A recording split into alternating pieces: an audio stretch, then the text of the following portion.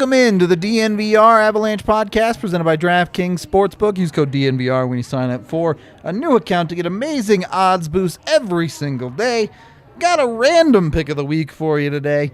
Was looking for apologies to anyone who likes cross-country skiing, but what I think might be the most boring sport that you could possibly bet on. There is a cross-country ski event in Oslo for 50 kilometers coming up on Sunday, which is tomorrow. This guy, Leivo Niskanen, is minus 145 to win. Shit, man, that guy is an animal. Are you? He was in the Olympics. Are you being serious right now? Oh, dude, he's big shoots. Okay. All right. Go over there, hit up DraftKings Sportsbook, bet on cross-country men's skiing or anything else possible under the sun that you want to bet on. If you get in right now with code DNVR, get $1 bet on UFC 272's main event, and you will get $100 in free bets. Jump over on that. Go put $100 in free bets on whatever you want. Whatever's fun for you. It's free money, basically. Must be at DraftKings Sportsbook. Must be 21 or older. Colorado only. Other terms, restrictions, and conditions apply. DraftKings is an official sports betting partner of the UFC. And, of course, if you have a gambling problem, call 1-800-522-4700.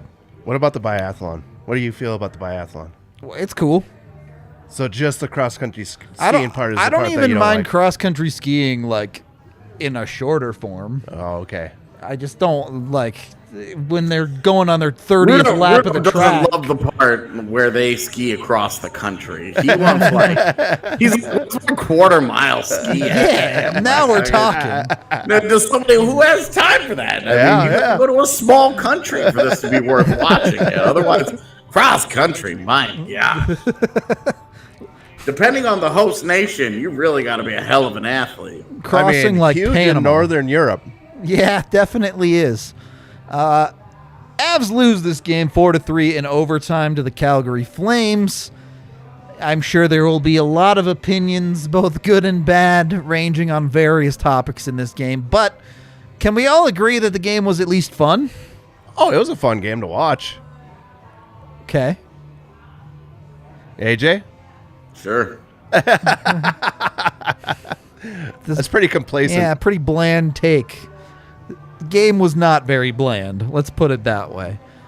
60-second rundown of this one. The first period was kind of ridiculous, all over the place hockey, but the Avs just couldn't hold on to a lead for more than one entire minute.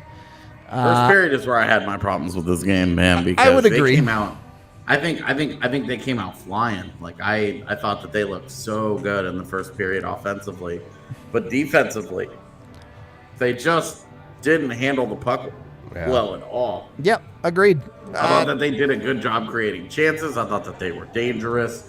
I think that they were probably more dangerous in a high level capacity in the first period than they were the rest of the game. Yeah. I thought that the rest of the game they probably created more scoring chances, but nowhere near as good as what they did early on. Yep. And they just gave it all away, and it was all dumb shit. And then you get bad goaltending, and it's just sort of like you forget that Darcy Kuemper got pulled. 21 minutes into the game? Yep. So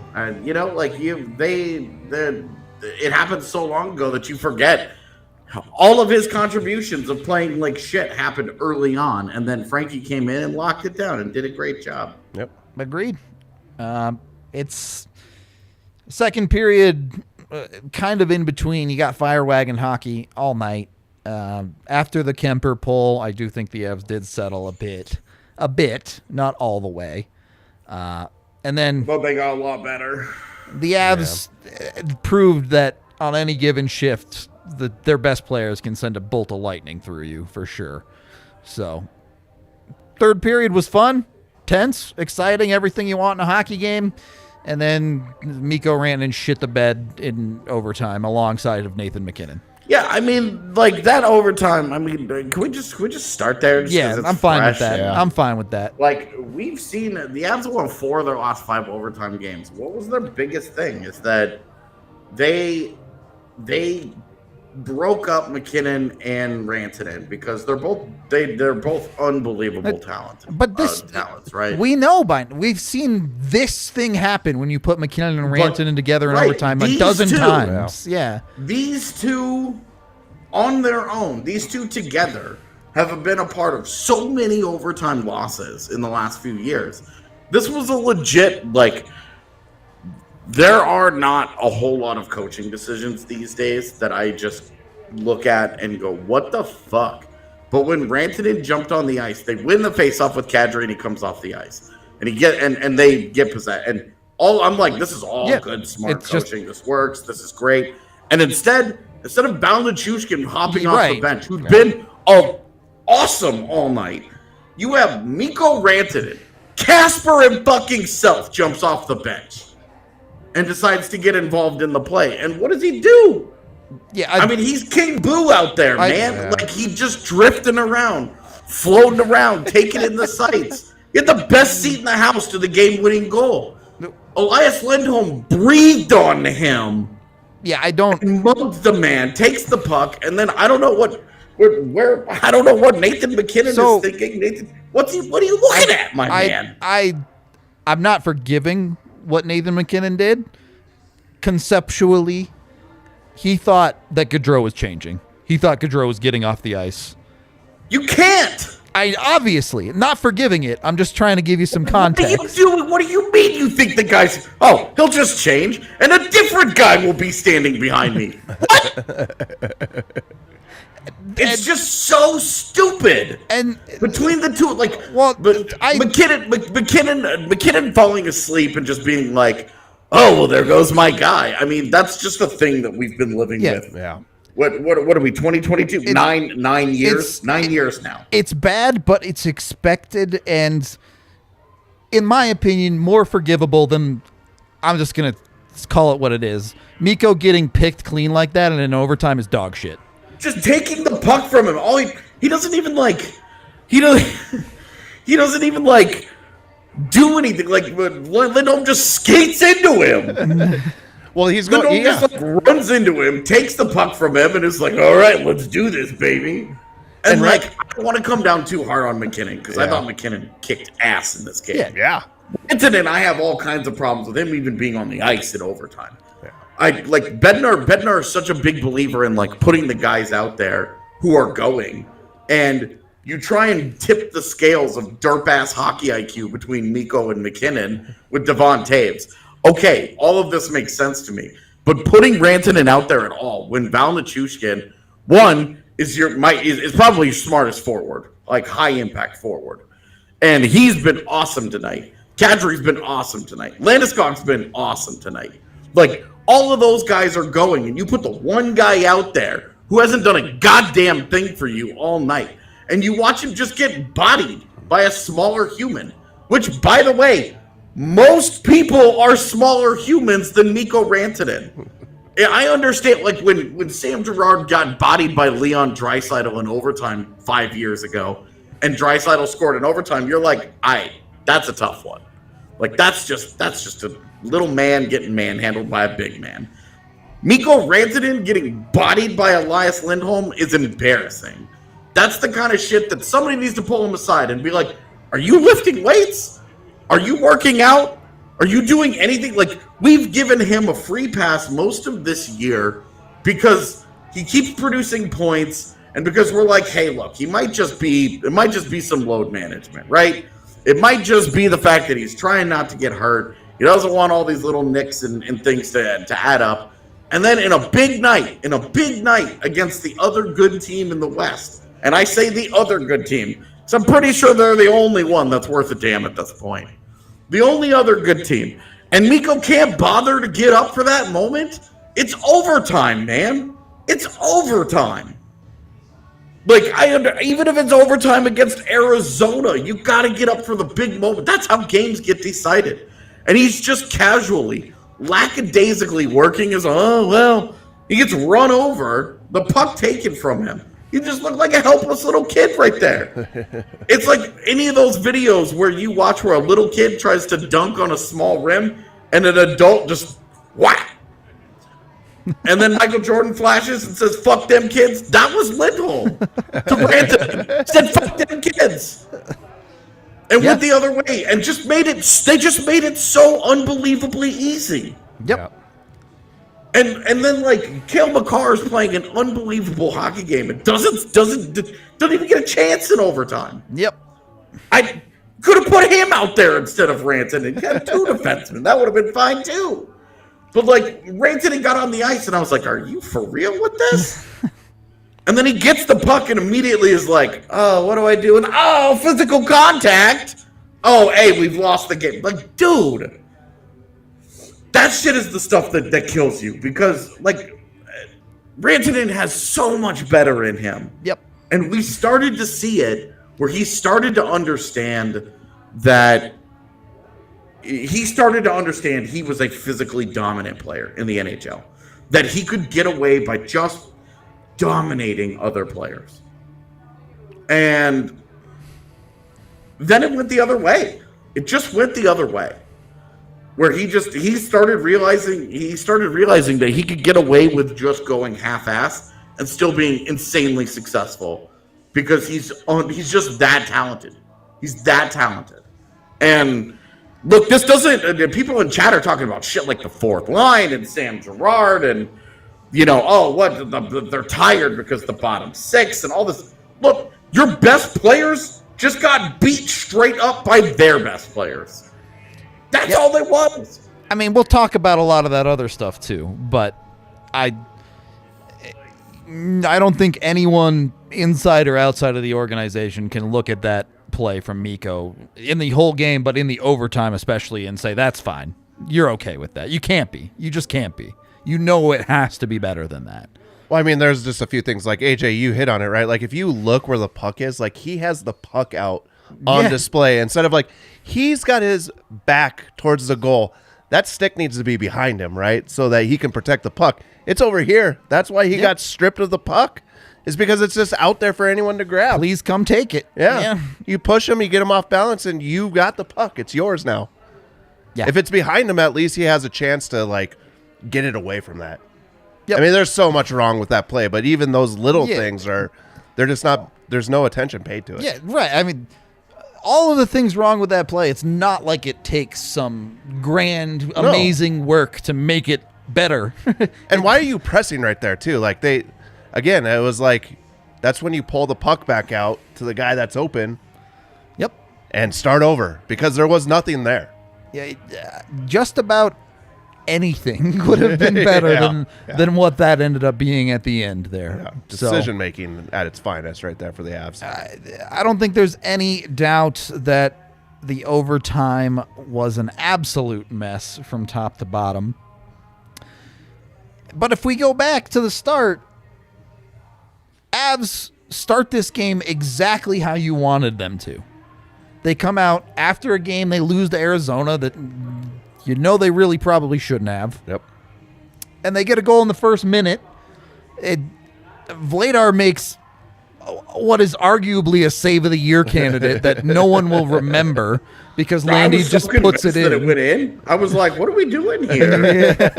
Clearly hits the back bar, and then I was like, "Shut the fuck up!" Yeah, all stick what a crazy save from Vladar, man. That was awesome. And it just didn't matter because Landy was like, "Cool." But the good thing was that you had Avs numbers in front of the net, crashing the net, and they got the rebounds. And it was great. And you're like, okay, here we go. This is... Well, and that was where you started to feel great. Because you're like, Calgary's going to get a little dose of what Avs hockey's been about this year, especially in Denver. They're crashing the net on the first shift of the game. That's something that we don't see a lot of from them. Like, they're just... And a minute later... Oh, man, this is going to be sweet. And then a minute later, Kuemper yeets a puck over the boards. Bro, that wasn't even close. That thing was gonzo. And the Avs immediately get dunked on. Immediately get dunked on. That bumper play, and it works. And I thought that was a good shot. I didn't really have any problem with Kuemper other than the Not on that goal. Not on that goal. Yeah, that's the goal that I don't have a problem with. Yeah. It's the other two that I was like, the fuck. But, Kemper's also the dude who threw the puck out of the rink to give him that Right. power play. So, Right.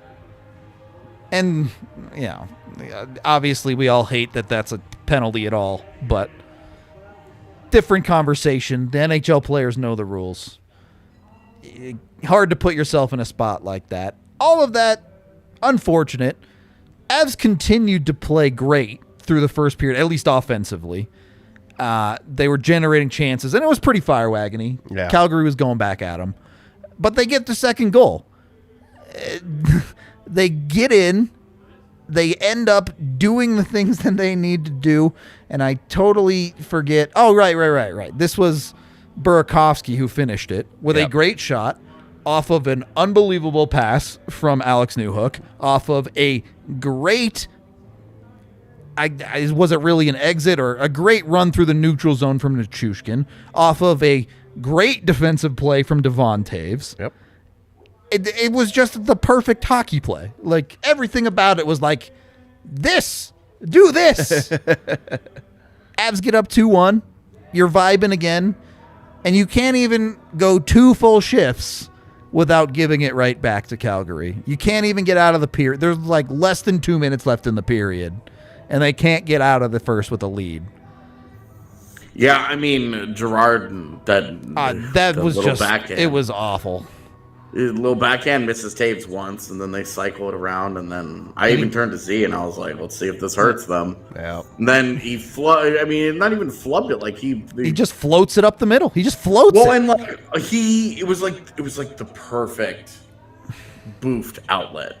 Because he has 3 teammates who are all like, he's got plenty of space, right? Yep. He puts just enough on it for it to be out of Taves' reach, but not so much on it that it's not easily recoverable by the D. Yep. It was perfect. It just like skittered its way right through all the Avs players, and you're just like, how is that the play that you just made? How in the fuck is that the play that you just made? Like, at least with Jack Johnson, you know that thing is going, at least that it's going to be high off the glass. Yep. And it might end up going too high in its delay game, and you're like, that's how it goes, right? But like, that's the play that you make?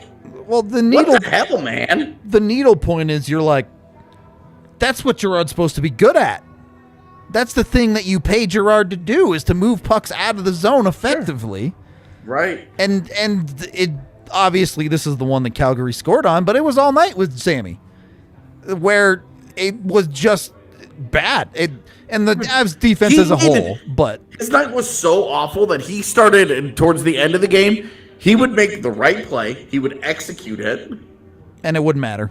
It was a good decision. And it turned into a scoring chance against him. And I was just like, this dude he is like in it tonight. Yeah. Yep. This is the universe giving Sam Girard the middle finger, because like, he does plenty self-inflicted, right? But there's also some things that happened to him tonight where I was just like, starting to feel bad for him, man. Yeah. By like halfway makes through a the fine third decision. period, you're like, okay, Sammy, it's just And like just the give puck it up. comes, like they just like jam it right back towards him. Yeah. And it's like, bro, what is going on here? But even in the first, like, it's that situational awareness, right? Like, you're up by 1. Yeah, there's 30 seconds left in the don't period. be cute. Just get it out of the zone, right? Like, Dude. we know you have that skill level, and you should use that when you have those chances. But there's other times when you shouldn't be passing a backhand to the center of the ice in your own zone. That's just, Well, it's like, if you make that play, like, make it. yeah. It's not a hard play. Like, it's not a difficult play. It doesn't take a high skill level to make. That is a play that they make in practice every single day. It was just bad. Yeah. That was just bad hockey. Yep, absolutely. And this extends well beyond Girard tonight. How many? Well, then you get the comical bounce on the goal, and I'm like, look, Kemper needs to stop that. Yeah. But you also get like that thing. It's like off of it was either the ice or off of Comfer. It hits something. It kind of redirects, and then it hits Kemper, and then it redirects again, and it goes in, and you're just like, Whatever. it is what it is. You'd like it certainly on one of the second or third. I think you need Kuemper to save one, but I don't want to get to that just yet. Eric Goodbranson is the one that beats you. That's what I'm cleanly. saying. Shut up. That's what I do want to talk about it, but first, one positive out of this game: the 2 for a brew actually hit. Yeah. So, if nothing else for this maniac of a game, you got a free beer if you went and got a Breck Brew and kept your receipt. You can go on over to breckbrew.com, take a picture of your receipt. They'll reimburse you for your first beer of the night. It's a great deal. It's just free beer's dope. I don't know how else to tell you that Breck Beer is just being awesome and giving you free beer. So, go get some free beer off of Breck Brew. Also, great time to get a DNVR Avalanche membership. If you haven't checked it out, we dropped our first 2 episodes of our trade deadline targets series for the Avs. Covered 2 forwards tonight. Tomorrow we're dropping at least 1 defenseman video. So be sure to tune into those. Interesting. See who the Avs might want to look at. Yeah. Tune in to that and see if Rudo knows it's a defenseman video when it starts. I don't. The ongoing frustration of us that day was when we recorded all of them was who's next on the list. I was wrong 10 videos in a row. It was really funny. Next up is a defenseman. Next up is a defenseman. Next up is a defenseman. Nope. Second period of the DNVR Avalanche podcast. Before we touch on Kuemper, I did want to talk about the rest of the defense because it got so bad, well beyond Girard tonight, that Blais and I are sitting here in front of the TV and just yelling, "Talk! Talk to each other. Say any words. Tell your guy where he has as options." Because they're just, for a lot of the second period, they're just literally rimming it up the boards to Calgary players. It was mind-bogglingly frustrating. I mean, there was one play where 2 defensemen follow one guy with the puck behind the net and leave the guy wide open in front of the net, and luckily, Newhook comes down and covers him. Yep. It's bad. It was bad. rough. Yeah. And there was some of this all night where the Avs just weren't handling pucks well, or they were bouncing on them, or whatever you want to chalk it up to. It wasn't clicking in the defensive zone a lot of the night, and I don't know if that's a testament to they got away with it or it needs to be better. Probably both, right? But it's really frustrating to see a team that is so unbelievably capable, especially on a night like this where on the offense you're like, yeah, this is great. Keep doing all this. Yep. And then the other side of the ice, you're like, what am I watching? These are not the same hockey team, is what it feels like, at least. Obviously, the goal goes in early in the second period for Calgary. Kuemper gets pulled. Again, I think the pull is multifaceted, right? Yes, Kuemper was not playing well. He also didn't play well in his last game. Yeah. You also are in kind of a game you want to put the Avs to the test a little bit. So Bednar using that probably to send a message.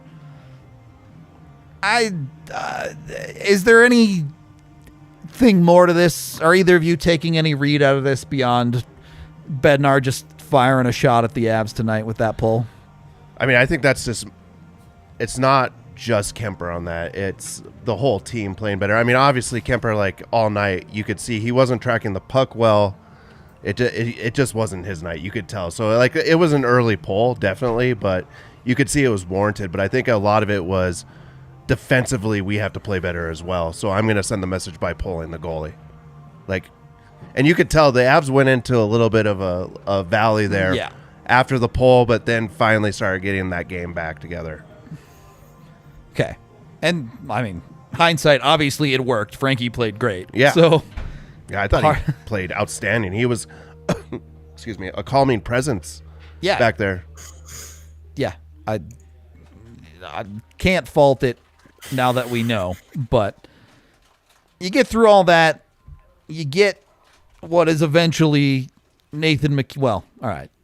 Let's break the Avs' entire third goal down, too, because it starts with a puck jumping over Sam Girard's stick to create a 2-on-1 the other way. And then Cale Makar does superhero level shit to, one, break up the 2-on-1, collect the puck, cut directly in front of his own goaltender and send it up the ice. Yep. Gets an odd man rush the other way with Kadri and McKinnon, and then some beautiful passing all the way around leads to a McKinnon finish to get the game to 3-3.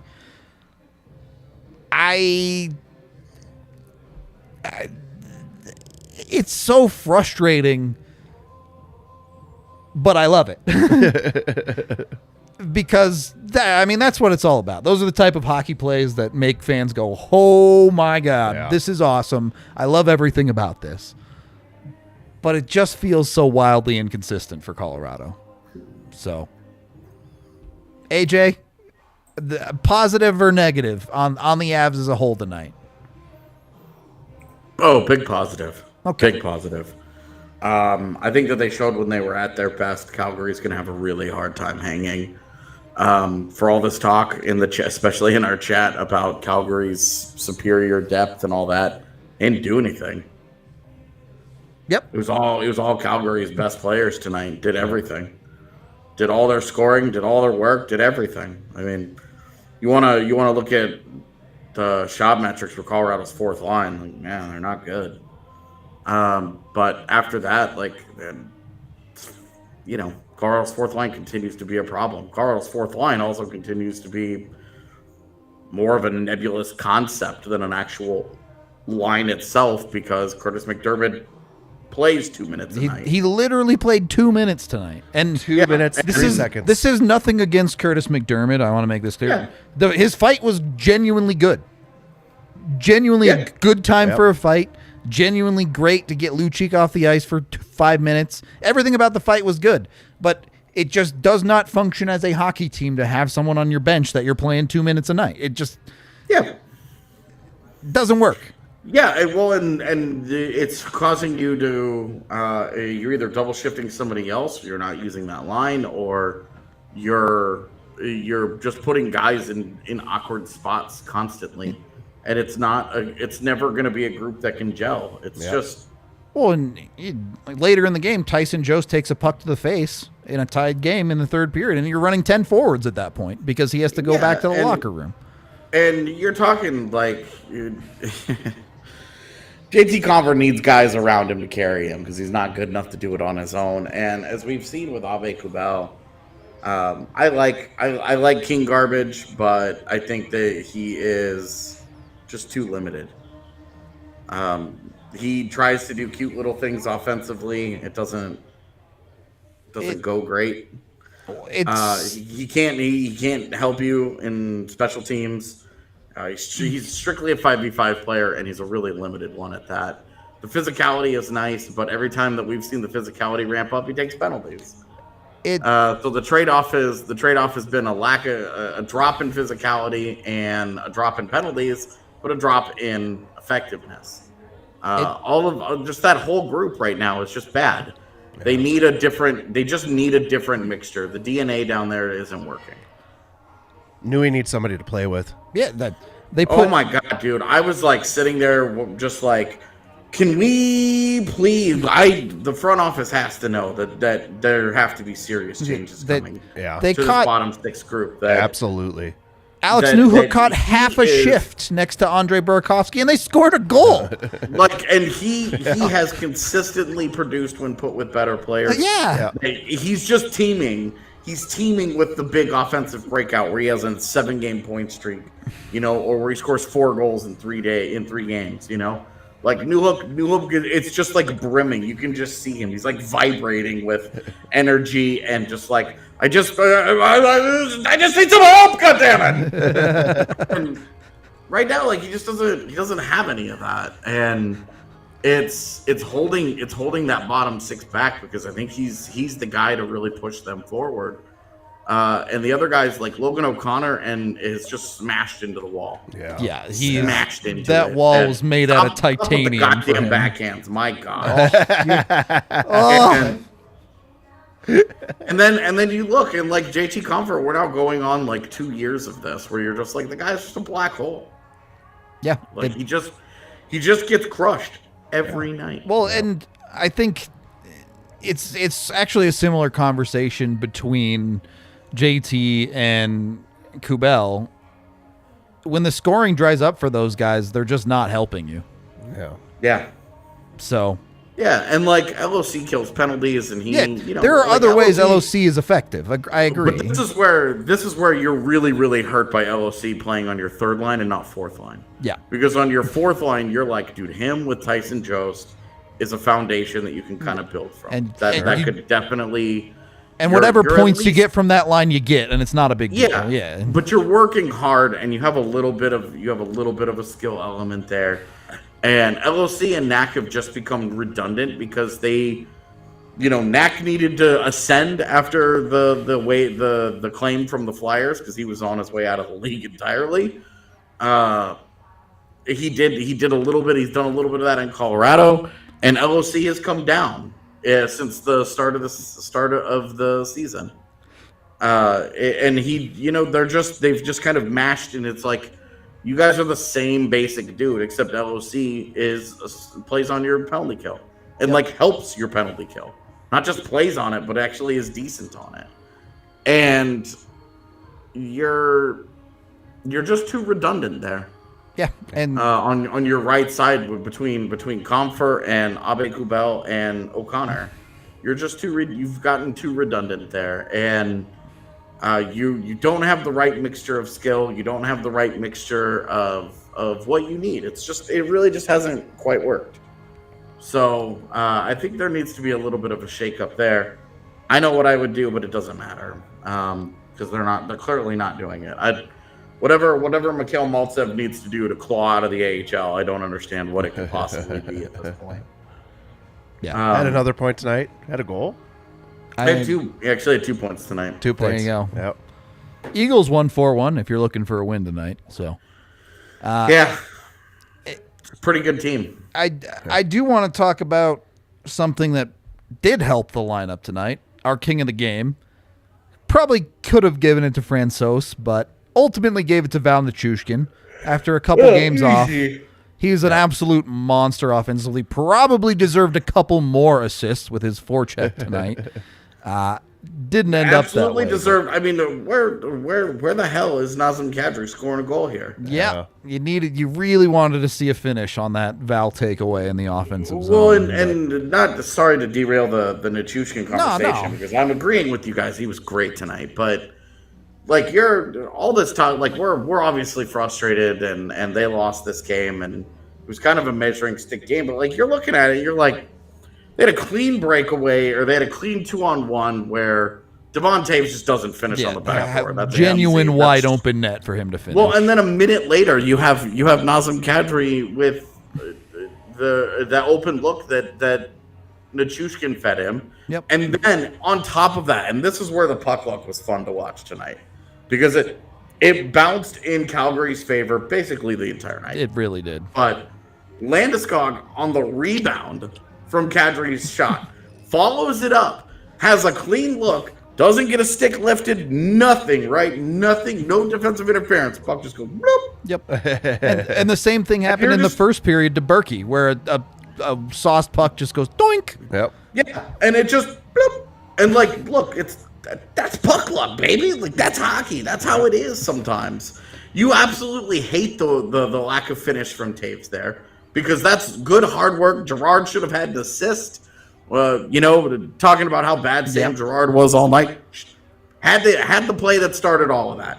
Should have had a secondary assist. McKinnon just smokes Nikita Zadorov. Just walks right up to girl by him. And didn't matter. He just doesn't finish. And the Avs they blew 2 of those chances in the final 5 minutes of regulation. Yep. We were just like, that was it. That was it. That was the game right there. Yep. That right there. You blew those chances, and then you look on the other end.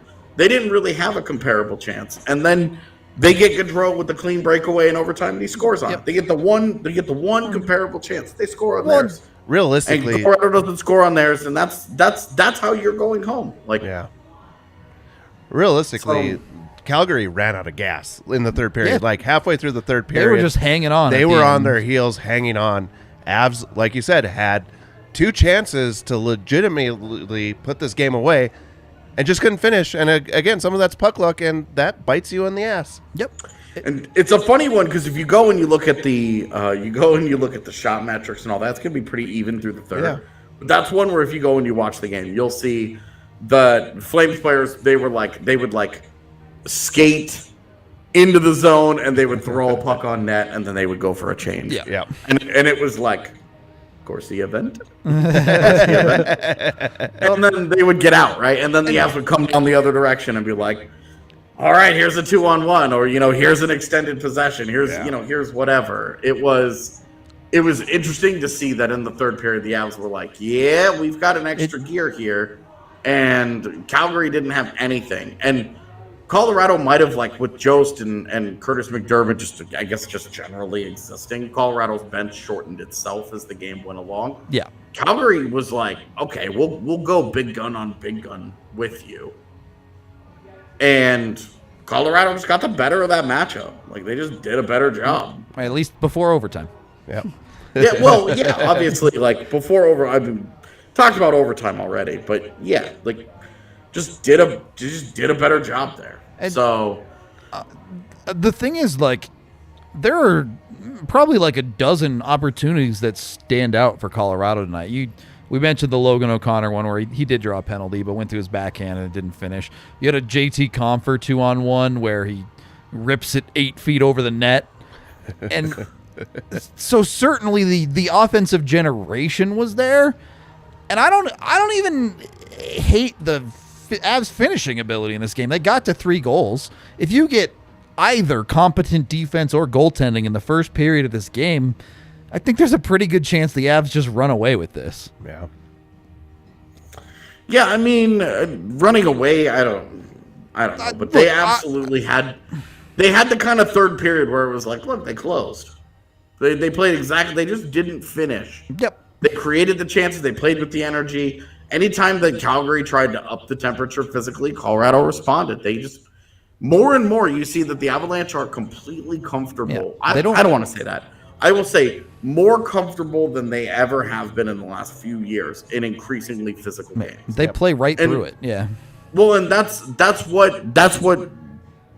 part of what makes Rantanen individually just getting beat up by Lindholm like that in overtime and bodied in the way that he did.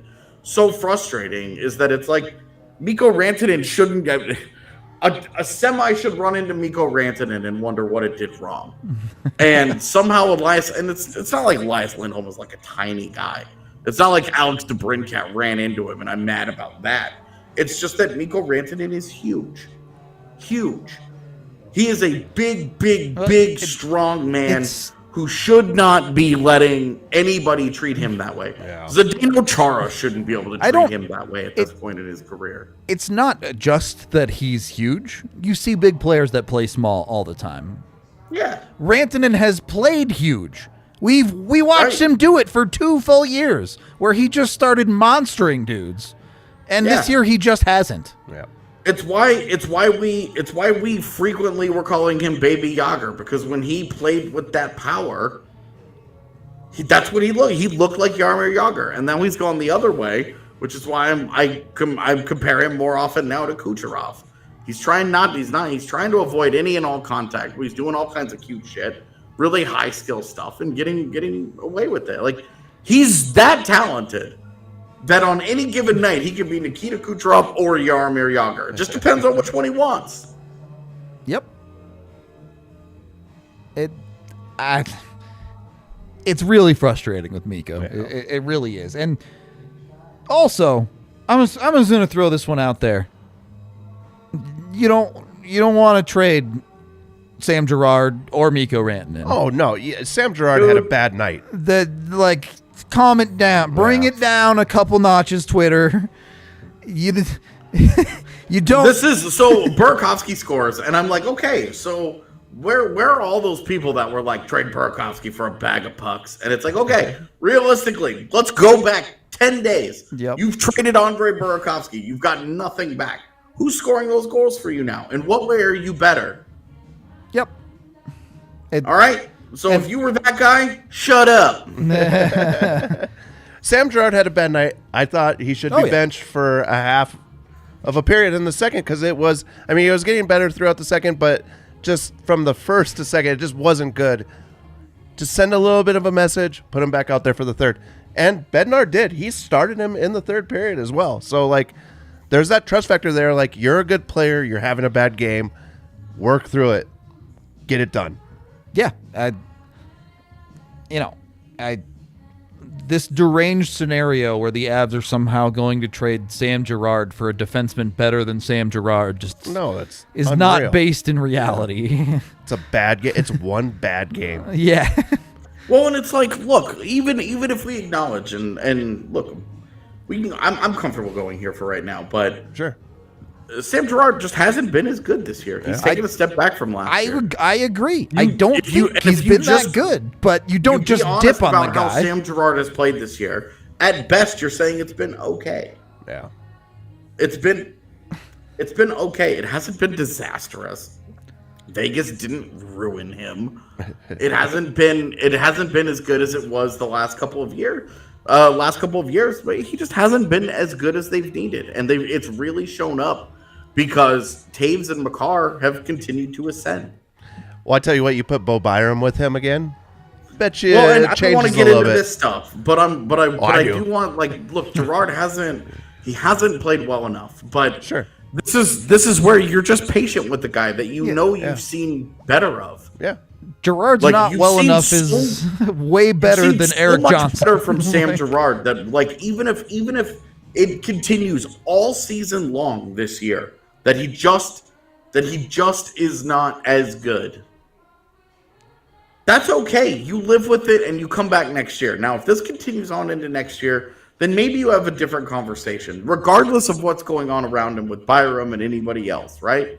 Whatever. But for right now, like, you're living with Sam Girard because Sam Girard has given you a lot of good hockey, and he's earned that kind of leash. He's earned the kind of leeway that when he has a bad night, you don't look at him and be like, oh well, okay, got to get rid of this guy, or they can do better. They can do okay. You know what? How many guys on second pairings in the NHL are better than Sam Girard? I guarantee you they're out there. Not a ton. But I'd be willing to bet it's nowhere near as long a list as people want to pretend that it is. Especially if you consider their age and their career context into that conversation, and not just this season. Like, he hasn't been good enough. This dude in our chat is losing his mind. He hasn't been good enough. But you want to sit around and try and pretend like you got to trade somebody? Okay, well, you trade guys because you're trying to fill holes. You trade him, now you have a hole. Now you have a third defenseman spot. Right. You're not going to trade him and for the exact same guy on another team and get better. Yeah. So what's the answer then? Now you've so you trade him for a forward? All right, now you have a really big hole on. You're playing on your Eric second Johnson pairing. as your number 3 right now. Now you have Jack Johnson and Eric Johnson on your second pairing. All right, now you're just different, right? Like, okay, now you're different. Now you're a little okay. Now what? Now what do you do? How do you solve that hole? Do you then trade a forward? So then now you've bolstered your forward core by trading Sam Girard. Now you're taking from your forward core to replace Sam Girard with somebody else. Have you gotten any better? Have you paper-clipped it the way that you dreamed? Or did you just trade a paperclip for a different looking paperclip? Okay. We are starting to get pretty late in the night, so we are brought to you by Strava Craft Coffee. And you can get your CBD-infused coffee to keep you up for the nonsense that are these... This puck drop wasn't until 8:15 tonight. And this drive home that's about to happen. Oh, and the snow out here, I know. It's gonna be brutal. I'm not going to listen to you guys whine about weather for the next month. Oh, man, it's cold in here tonight, AJ. Yeah, but you get to work from your office. You don't have to drive down to the bar, so... You know. And my space heater was here. So he's like warm and toasty right now. Get your Strava Craft if you want it. It's great for aches and pains, joints, migraines, all that type of stuff. And if you're awake and want to watch the Avs play Fire Wagon hockey, you can do it on Avaca TV for just $25 a month. Hooks right into your TV. Super easy, just like watching on cable, except for cheaper. You can actually do it And it's completely legal. So you don't have to jump through any hoops with Avaca. It's super easy. Go check them out at Avaca, evoca.tv/DNVR to let them know we sent you over there. Third period, we have a handful of super chats to get to here. $5 from Blake. I hate when clutching and grabbing is randomly legal in some games. Reminds me of the Dallas and Vegas series, and it makes for slow and bad hockey. Was there some clutching and grabbing in this game? Absolutely, Yeah. but this was not slow and bad hockey. This was both teams were zipping it up and down the ice tonight. I'm going to be honest. I didn't really have many problems with the way this game was ref tonight. I thought it was perfectly fine. You could hear some fans wanting some calls that they were phantom calls that we talked about, where they're just good hockey plays. There was some calls that were missed, but that's going hockey. wide on Hannafin, and Yeah. Hannafin leaned on him. Yeah. and He's McCarter off balance was there off balance. anyway. It's like, come on, it's good defense, fam. Like, Yeah. let's just let that one be. Yeah. The frequent Kadri beatdowns, though, were starting to get a little out of control. It's like free shots on Kadri all the time. And at the time, I was kind of okay with it, but the one that you're really looking at is like, dude kind of just punched him in the face, right? Like, right. Yeah. There are some, and like he's not doing himself any help because he's got the Nikola Jokic. He gets breathed on, and the immediate like the stick goes flying, and the hands are up, and the high pitched voice comes out where you're just like, oh, you can hear that even on television. Like he doesn't do himself any favors by acting like that. But also that's just like who he is. So it's not like you're gonna tell him, hey, stop doing that. Sure. But like he's not doing himself any favors, but it also is like, you want to try and tell me that like the last two periods of that game, especially while one team was frequently flying by the other in open ice and faced these random impediments. I feel like there's a word I'm looking for here, but can't quite touch on it. But I think you're in fences. Is that the inside a fence? I don't know. Something like that. Yeah, it's a hard sell for me to buy that a team was just playing great defense like that, especially when you're watching it and you're just like, oh, that guy's body just got turned sideways. $2 from Degro. I like this game no matter what. GG. A great game. The Avs Good did. hockey game. It was fun to watch too. The Avs did get a point out of this game too. It's not like it's a total loss here. Not that. Whatever. The Avs are 12 points ahead of Calgary still. So in the West, it kind of is what it is. But thank you for the 2, Degro. 5 from Nom Nom. Kale was lights out D. We had many chances to close this out, just couldn't get it done. Yeah, I mean, we kind of covered all the chances for the Avs. Kale was fun tonight. He was going off tonight for sure. So I'm gonna say this though, man. The one thing about his game right now is that he is a big part of the power play's problems. Don't disagree with running it up from up high, and I know that this is probably not the night to make this argument. I would consider dropping one of the guys in front of the net and putting Girard or Taves out there just to be the guy that makes the passes. Yeah. Because what makes free Kale Makar, up a little bit, yeah. Well, what makes Makar so dangerous when he's that guy at the point, when he's that guy out high, is that he'll step past the defender and he'll shoot. And he'll abuse that space. Right now, he has successfully defended himself so well on the power play.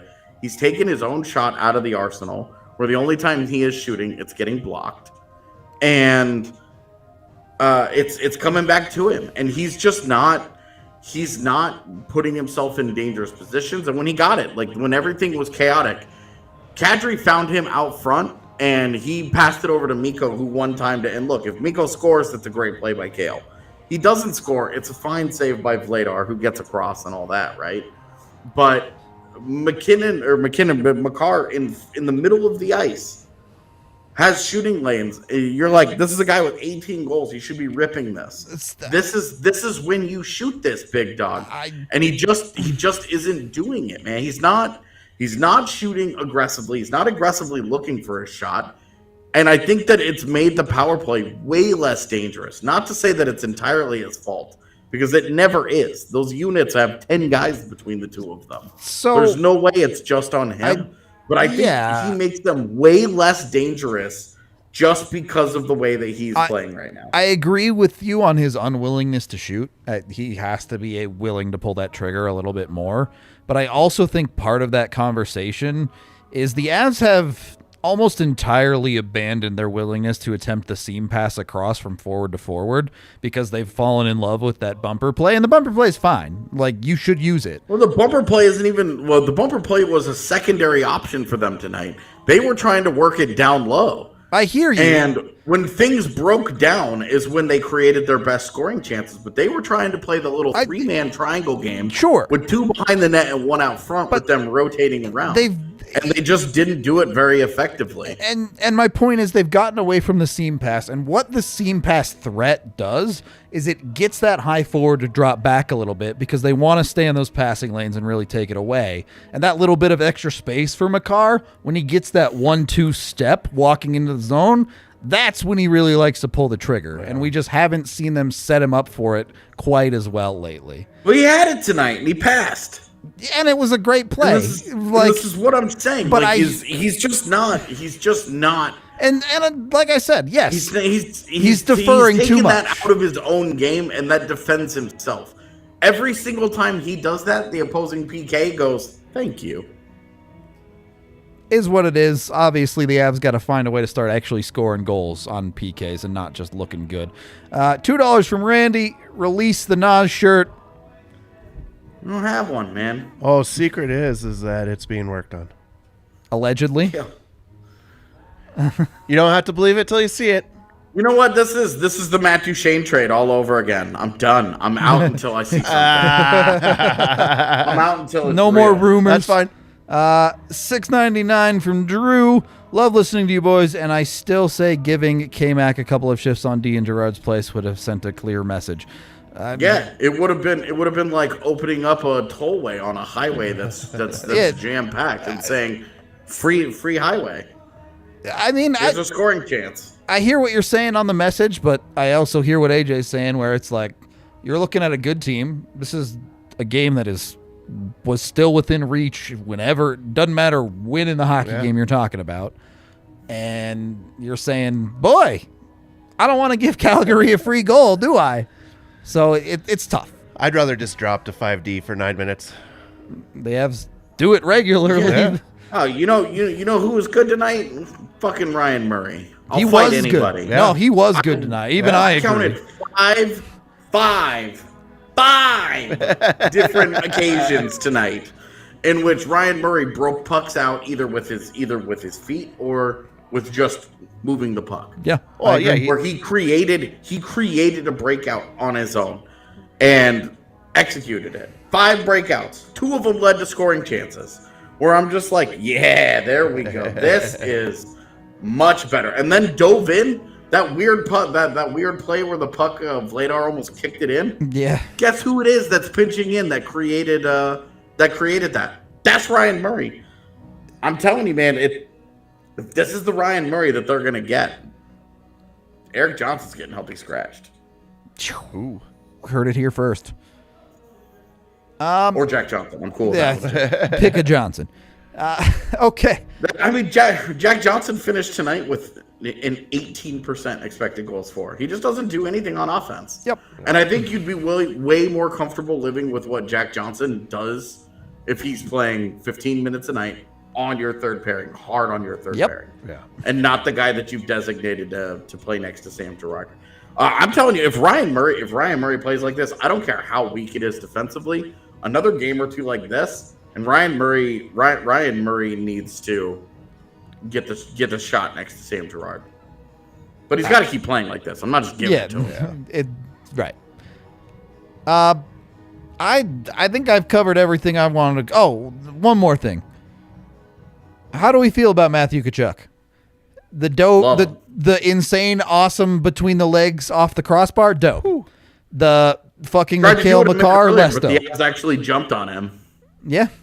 He does it because he does it from the goal line right next to the goalie on their power play, like frequently. All the time. Yep. It's pretty regular. Like it's like a part of his arsenal. Yeah. For him to bust it out like that is such a big dick move of his. Like that thing, he whipped out the hammer on that. That was awesome. It's got some fucking. I was all about it. It's got some gusto.